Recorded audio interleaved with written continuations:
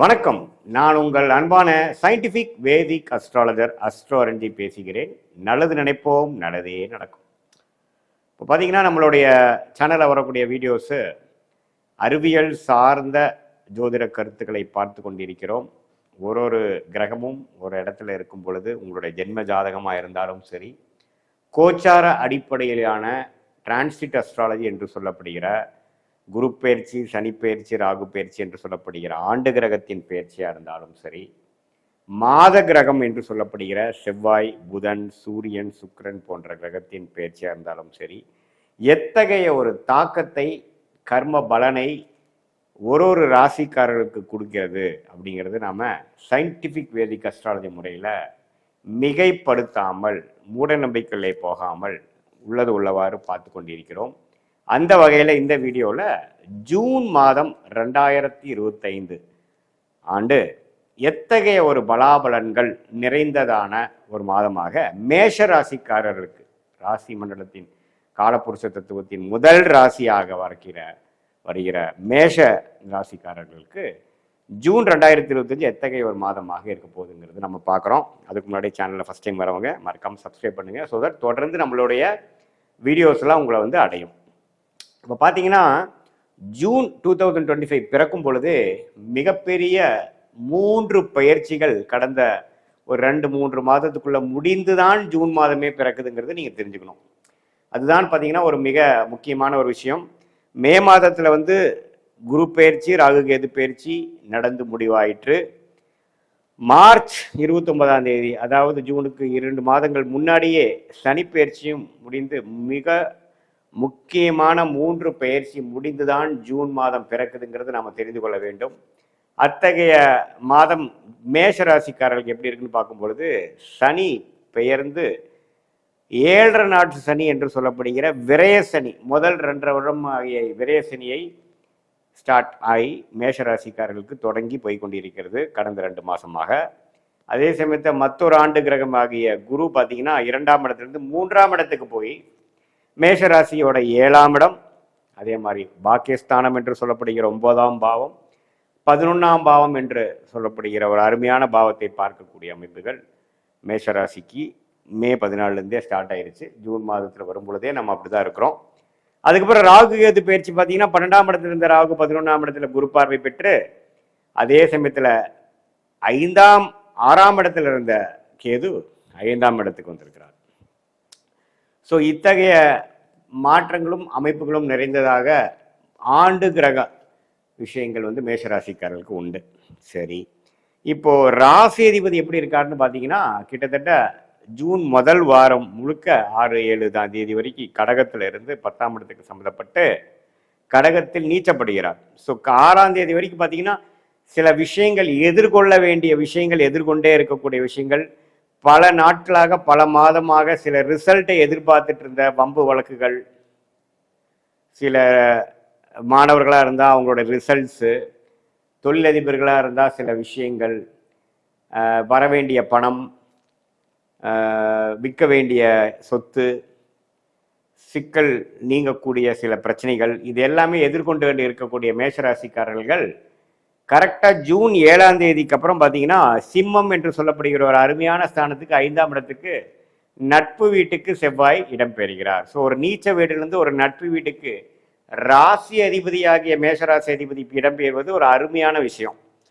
So மேஷராசிக்காரர்கள் குதூகலம் அடைய போகிறார்கள், உற்சாக பெற போகிறார்கள். சில விஷயங்கள் சாதகமாக முதல் வாரம் நடந்து அவங்களுக்கு அடுத்த வாழ்க்கையில் நடக்கக்கூடிய விஷயத்துக்கு ஒரு உத்வேகத்தையும் ஒரு ஸ்ட்ரெச்சையும் ஒரு ஒரு வழியையும் கொடுக்கக்கூடிய அமைப்பு இருக்கு. இந்த ஒரு வாரம் நீங்கள் நல்லாவே யூஸ் பண்ணிட்டு அடுத்த வரக்கூடிய 3 வாரங்களும் திட்டம் தீட்டி நல்ல பலன்களை அணிவிக்கக்கூடிய அமைப்புகள் மேஷராசிக்காரர்களுக்கு உண்டு.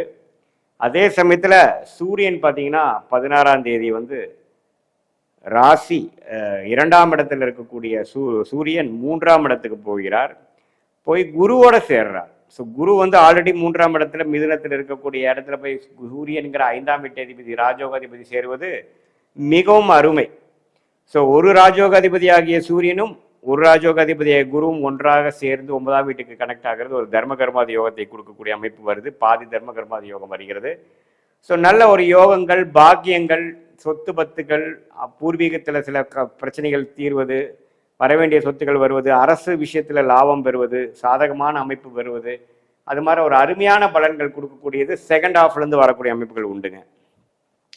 அதே சமயத்தில் செவ்வாய் பயிற்சி நல்லா இருக்குது, சூரிய பயிற்சி நல்லா இருக்குது. புதன் பார்த்தீங்கன்னா ஜூன் 7ஆம் தேதி 6ஆம் தேதிக்கு மேலே பார்த்தீங்கன்னா ரிஷபத்தில் இருக்கிறது வந்து 3ஆம் இடத்துக்கு இடம்பெயர்கிறார். 3ஆம் இடத்தை இடம்பெயர்ந்து குருவோட சேர்றார். ஸோ அதுவும் ஒரு அருமையான ஒரு விஷயங்கள்.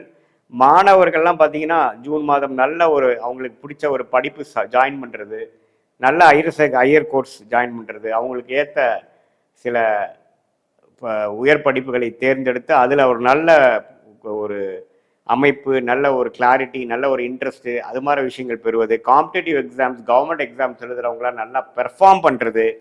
ஏன்னா புதன் பார்த்தீங்கன்னா ஆட்சி பலத்துக்கு போகிறார், திக்பலமும் பெறுகிறார் குருவின் சேர்க்கையால். ஸோ அதனால் அருமையான ஒரு அமைப்பு பெறக்கூடிய அமைப்பு இந்த சூரியனுக்கும் புதனுக்கும் குறிப்பாக ஒரு செகண்ட் ஹாஃப்லேருந்து நல்லாவே கிடைக்கிறார். அதுக்கப்புறம் 2025 ஜூன் 22ஆம் தேதிக்கு அப்புறம் பார்த்தீங்கன்னா புதனே பார்த்தீங்கன்னா கடகத்துக்கு வரார். ஸோ ஒரு மிடில் பீரியட் ஒரு 7ஆம் தேதியிலேருந்து 12ஆம் தேதி வரைக்கும் நல்ல ஒரு மேஜிக் நடக்கிற மாதிரி சில விஷயங்கள் நடக்கக்கூடியது இருக்குது. ஸோ மேஷராசிக்கு ஜூன் மாதம் பார்த்தீங்கன்னா பல விஷயங்கள் நன்மை கொடுக்கக்கூடிய விஷயங்கள், எதிர்பார்க்கக்கூடிய விஷயங்கள் நடந்து தீர்வது, பல மாதமாக வெயிட் பண்ணிட்டு இருந்த விஷயங்கள் கைக்கு வந்தது வாய்க்கு வரவில்லைங்கிறது சில நடக்குது.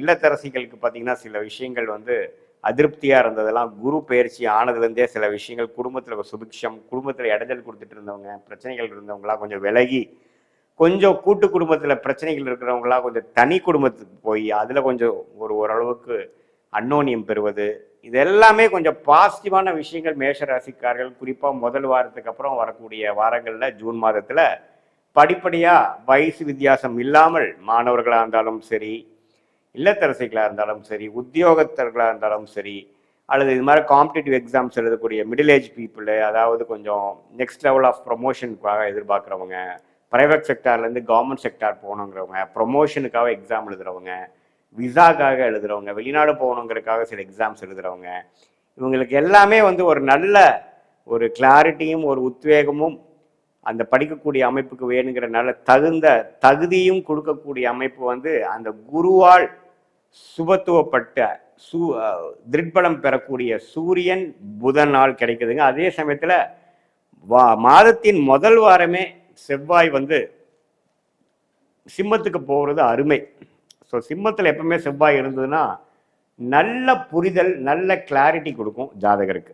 ஸோ செவ்வாய் யார் மேஷலக்கணத்துக்கு ராசி அதிபதியாக போனனால நல்லாவே ஒரு செயல்திறனோட செயல்படக்கூடிய அமைப்புகள் மேஷராசிக்காரர்களுக்கு நல்லாவே மாதத்தின் 2வது வாரத்திலிருந்தே கிடைக்குதுங்கிறது நாம் பார்த்தோம். ஸோ இது ஒரு மாதிரி நம்ம கூட்டி கழித்து பார்க்கும் பொழுது இந்த குரு பயிற்சி, ராகு கேது பயிற்சி, சனி பயிற்சியால் பலன் அணிவிக்கக்கூடிய முதல் மாதமாக 2025 ஜூன் மாதம் வருகிறது. இதனால சரியா நல்ல சேஞ்சஸ் இன் லைஃப், நல்ல ஒரு மாற்றங்கள் ப்ரொஃபஷனல்லையும் பர்சனல்லையும், கல்யாணத்தை எதிர்பார்த்துட்டு இருந்தவங்களுக்கு கல்யாணம் டக்குன்னு முடிகிறது, காதல் விஷயத்தில் கைகூடாமல் இருக்கிறவங்களுக்கு காதல் கல்யாணம் நடக்கிறது, நம்ம லேட்டாக ஆனாலும் மேரேஜ் நடக்க அவங்களுக்கு டக்குன்னு முடியுறதுங்கிற மாதிரி இந்த குருவின் பார்வை 7ஆம் வீட்டில் இருக்கிறனாலையும் 11ஆம் வீட்டில் இருக்கிறனாலையும் அந்த பூர்த்தி, அந்த லாபம், அந்த மன திருப்தியை கொடுக்கக்கூடிய அருமையான அமைப்பு நிறைந்ததாக மேஷராசிக்காரர்களுக்கு உண்டு. இது பொதுவான பலன்களை தவிர உங்களுடைய ஜென்ம ஜாதகத்தில் தசாபுக்திகள் எப்படி போய் கொண்டிருக்கிறது, உங்களுடைய லக்னம் என்ன, லக்னாதிபதி எப்படி, அதையெல்லாம் வைத்து பார்க்கும் பொழுது இந்த கோச்சார அமைப்பு நான் சொன்ன மாத பலனையும் மிக்ஸ் பண்ணி நம்ம பார்க்கும் பொழுது ஒரு துல்லியமான எதிர்காலம், அதாவது ஷார்ட் டேர்ம் அடுத்த 3-4 மாதங்கள் எப்படி இருக்க போகிறது, அடுத்த 1 வருடம் 2 வருடம் எப்படி இருக்க போகிறது, எது மாதிரி டைரக்ஷனில் வாழ்க்கை போகிறது, எந்த மாதிரி முடிவுகளை எந்த நேரத்தில் எடுக்கணும், எது எடுத்தாலும் நம்மளுடைய ஃபுல் பொட்டென்ஷியல் லைஃப்பில் எடுக்க முடியும், ரீச் பண்ண முடியுங்கிறத துல்லியமாக சயின்டிஃபிக் வேதிக் அஸ்ட்ராலஜி முறையில் எந்த விதத்திலையும் மிகைப்படுத்தாமல், பரிகாரங்கள் அது மாதிரி விஷயத்துக்கு போகாமல் உள்ளது உள்ளவாறு நம்ம பார்க்கலாங்கிறது நீங்கள் தெரிஞ்சுக்கலாம். மீண்டும் மற்றொரு காணொலியில் சந்திப்போம். நன்றி, வணக்கம்.